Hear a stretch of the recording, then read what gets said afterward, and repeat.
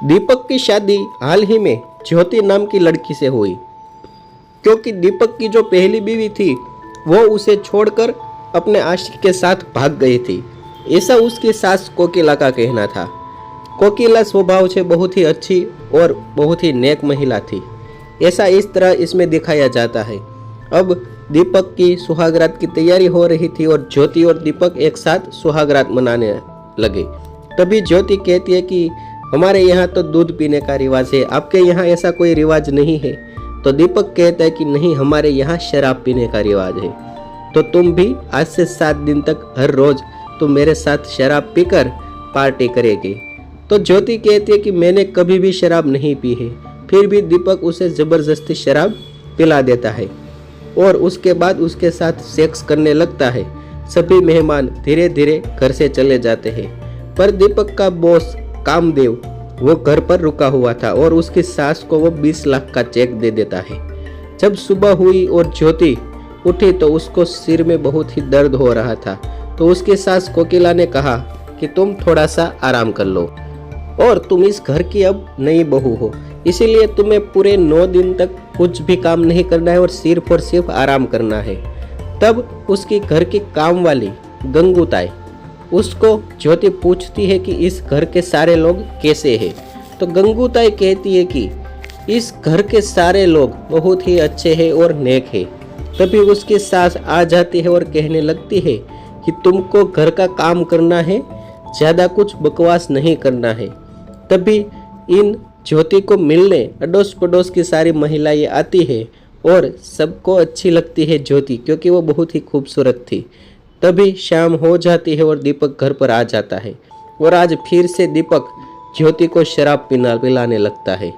ज्योति अब धीमे धीमे उसके साथ एडजस्ट करने लगी थी, क्योंकि दीपक भी बहुत अच्छा इंसान था। उसी रात जब ज्योति उठी तो उसके पीछे कोई सो रहा था। तभी बाहर आके देखा तो दीपक तो बाहर सो रहा था। तभी ज्योति चिल्लाई और कहने लगी कि मेरे कमरे में कोई है। तो उसकी सास कोकिला कहने लगी कि तुम्हारे कमरे में कोई नहीं है, तुम शराब पी रही हो, इसीलिए तुमको ऐसा वहम हुआ होगा, और शराब पीना तो हमारे कुटुंब की एक रिवाज है। तभी दूसरे दिन गंगूताई उसके साथ चाय लेकर आई और कहने लगी कि मैडम आप भी इस अपने पति दीपक के साथ शराब पीती है। तो ज्योति कहती कि हाँ, ये हमारा रिवाज है। तो गंगूताई कहने लगी कि ऐसा रिवाज तो आज तक मैंने कभी सुना नहीं है, तो तुमने कैसे सुना। तभी वो सीढ़ियों से गिर गई। तभी कोकिला ज्योति को एक चाटा जड़ देती है। तभी अंदर आकर कोकिला रोने लगती है और वो कहने लगी कि मैं गिर गई फिर भी मुझे एक चाटा जड़ गया।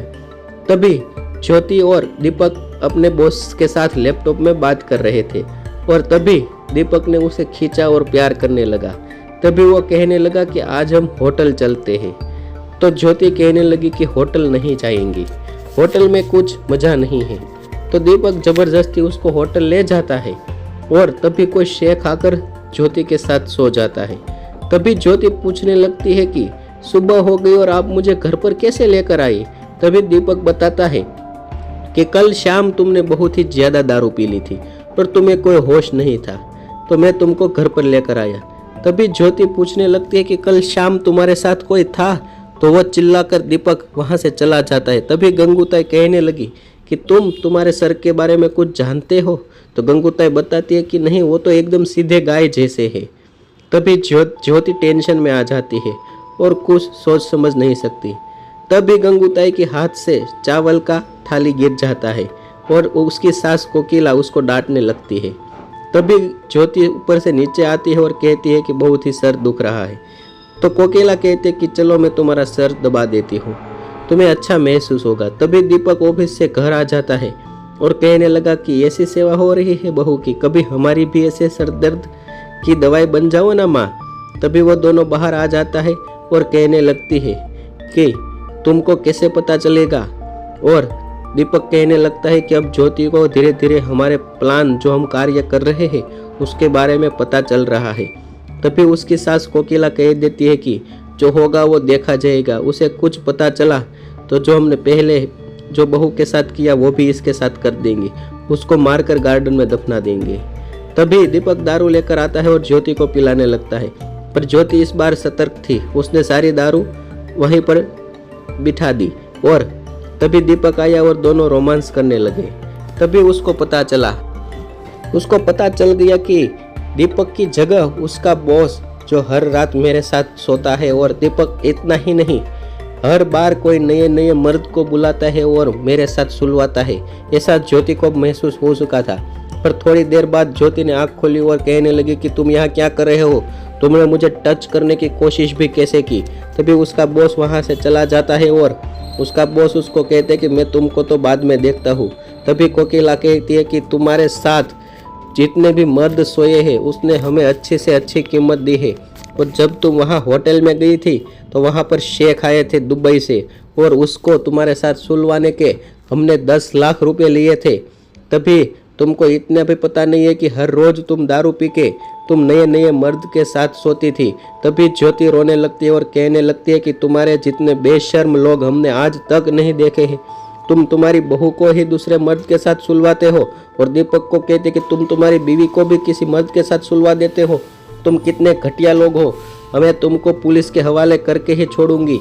ऐसा ज्योति कहकर एक दीपक को चाटा जड़ देती है और तुरंत वो पुलिस के पास जाने की कोशिश करती है। पर कोकिला कहते कि दीपक तुम इसको जल्दी से पकड़ो, और हमने जो पहले बहू के साथ किया था वही इसके साथ कर देंगे। इसको मारकर गार्डन में दफना देंगे, किसी को घंटा कुछ पता नहीं चलेगा। वो गार्डन तुम देख रही हो, वहाँ ही हमने पहली बहू को दफनाया है। तभी वो ज्योति का गला दबाने लगता है और मारने की कोशिश करता है। तभी पुलिस आ जाती है। पुलिस को गंगूताई ने इन्फॉर्म कर दिया था, क्योंकि गंगूताई को पहले से ही पता था कि ये दोनों जालिमों को बात करते हुए पहले ही सुन लिया था। और क्या था, उसी बात उसने ठान लिया कि हमें किसी भी तरह करके हमको छोटी मैम को बचाना है। इसलिए ज्योति मैम, मैं आपको बचाने की पूरी तैयारी करके आई थी, और मैंने पुलिस को कॉल कर दिया था क्योंकि ये तुमको मारने वाले थे। तभी मैंने पुलिस को कॉल कर दिया था और पुलिस टाइम सर आ गई। दोस्तों, वीडियो अच्छा लगा हो तो शेयर कीजिए।